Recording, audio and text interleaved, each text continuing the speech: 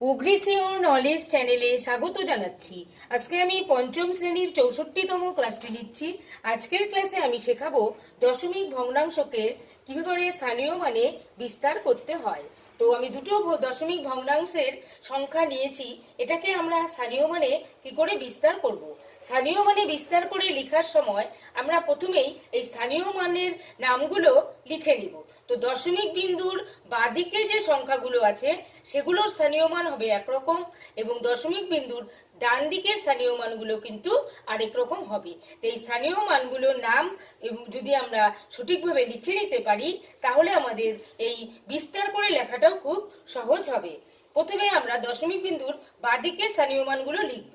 দশমিক বিন্দুর ঠিক বাদিক থেকে আমরা লিখে যাব একক, দশক এবং শতক। তাহলে দশমিক বিন্দুর আগের স্থানীয় মানটা হচ্ছে একক, দশক এবং শতক। এখানেও আমি লিখে দিচ্ছি, এই অঙ্কটাতেও একক, দশক এবং শতক। এবার আমরা দশমিক বিন্দুর ডান দিকের সংখ্যা দুটির স্থানীয় মান লিখব। দশমিক বিন্দুর পরে আছে 4 এবং 6। তাহলে এই 4 হচ্ছে, 4-এর স্থানীয় মান হচ্ছে দশাংশ, এর নাম হচ্ছে দশাংশ। এটা হচ্ছে 6 হচ্ছে শতাংশ।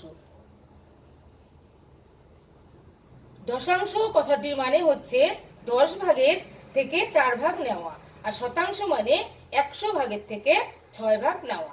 তাহলে এটার মানে যদি আমরা বুঝতে পারি সেটা ভেঙে আমাদের লেখা সহজ হবে। এবার আমরা এই অঙ্কটার স্থানীয় মানে বিস্তার করে লিখব। স্থানীয় মানে বিস্তার করে লেখার সময় আমরা সেই বিস্তারটার মাঝখানে যোগ চিহ্ন দিয়ে দিয়ে সেটাকে আমরা বিস্তার করে যাব। তাহলে প্রথমে এখানে আছে 4 শত, তার মানে 4 শত মানে এটার মান হচ্ছে 400। যেহেতু 4 শত তাই 400। এবার যোগ, এটা হচ্ছে দশক, তার মানে হচ্ছে 4-এর সঙ্গে 10 গুণ করলে আসবে 40। দশকের ঘরে স্থানীয় মানটা বের করতে হয় 10 দিয়ে গুণ করে, তাই 40। এবার হচ্ছে এককের ঘরে স্থানীয় মান 1 দিয়ে গুণ করে আসে, 9 9। এবার আমরা এই দশমিক বিন্দুর পরের সংখ্যা দুটোর করছি, যোগ চিহ্ন দিলাম। এবার 4, এটা হচ্ছে দশাংশ এবং শতাংশ। এই দশাংশটার মানে হচ্ছে এই 10 ভাগের 4 ভাগ, অর্থাৎ 4-এর 10। তাহলে এখানে আমরা এই জিনিসটাকেই কিন্তু ভেঙে প্রকাশ করে লিখব। তাহলে আমরা এখানে 4 দশাংশ থেকে পেলাম 4/10, এবং এটা শতাংশ, তার মানে 100 ভাগে, তার এখানে হচ্ছে 6/100। এইভাবে আমরা এই স্থানীয় মানগুলো সঠিকভাবে লিখে তারপর শিশুদেরকে এই স্থানীয় মানে বিস্তার করা শেখাবো। আমি পরবর্তী অঙ্কটার স্থানীয় মানটা বিস্তার করে দেখাচ্ছি। এখানেও আমরা এই সংখ্যাগুলোর উপরে স্থানীয় মানগুলো সঠিকভাবে লিখে নেব। এখানে হচ্ছে দশমিক বিন্দুর আগেরটা আমি লিখেছি, পরেরটুকু বাকি আছে সেটা লিখছি। এটা হচ্ছে দশাংশ, এটা হচ্ছে শতাংশ।